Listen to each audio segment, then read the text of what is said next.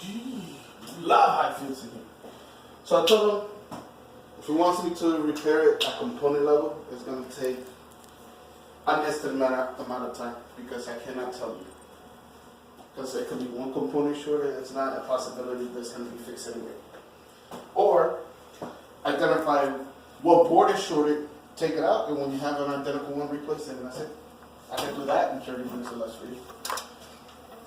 I'll let him to decide which one he wants to do. Sounds cool? Right. Hopefully he picks component level repair.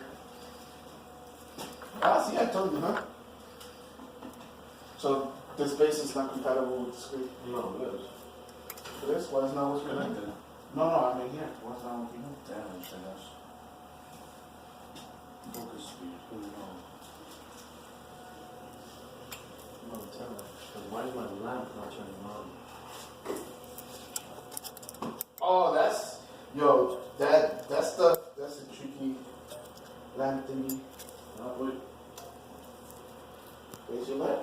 It's turning on, yeah. I thought you said what's it turning on?